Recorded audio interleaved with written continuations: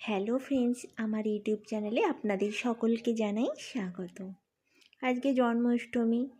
প্রতি বছরের ন্যায় এই বছরেও আমার পতিদেব পুজো করতে ব্যস্ত। আর এইসব ওরই সাজানো।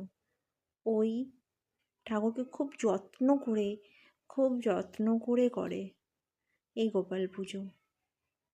এইসব এত যত্ন করে আমি কোনোদিনই করতে পারবো না। ওর মতো আমি এখনও শিখে উঠতে পারিনি, তাও অনেক চেষ্টা করি।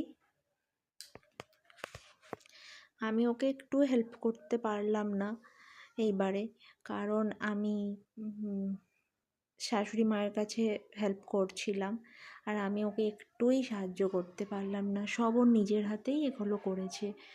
বাসন মাজা থেকে শুরু করে সমস্ত কিছু ও নিজেই করেছে। আমাকে বলছিল যে তুমি একটু করে রাখলে না।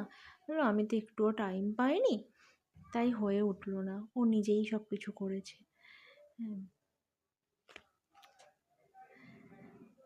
ও ফল কাটতে ব্যস্ত। আর আজ ননদ এসেছে, ননদ। আর এই তো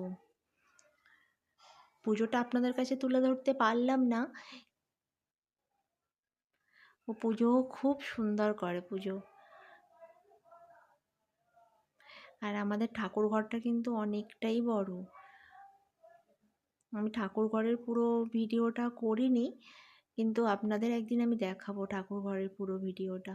আর এখানেই ঠাকুর থাকে, গোপালকে এখানেই রাখা হয়, কিন্তু আজকে জন্মাষ্টমী বলে তাকে আলাদা করে পুজো করা হয়েছে। আর মাকে বললাম গোপালকে আপনি একটু খাইয়ে দিন। আর মা ওকে ওর কোঁচড়ে লাড্ডু ফুরুলি ওকে গুঁজে গুঁজে দিচ্ছে। আর গোপাল সোনা সেই লাড্ডু নিয়ে বসে আছে। পরে দেখলাম সেই লাড্ডুটা আবার গড়িয়ে এসেছে।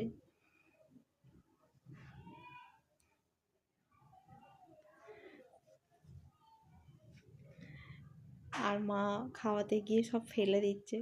সেজন্য মায়ের ছোট ছেলে বারণ করছে যে তোমাকে ওইভাবে দিতে হবে না।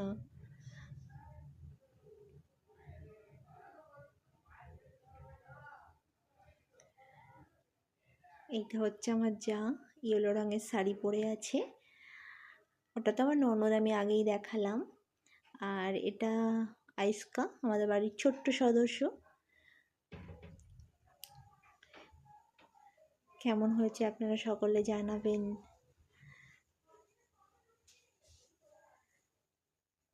আর এইগুলো করেছে আমার মা। আমার মাও খুব ভালো আয়োজন করেছে, সব নিজের হাতে একা হাতে সব কিছু করেছে। টাটা সকল।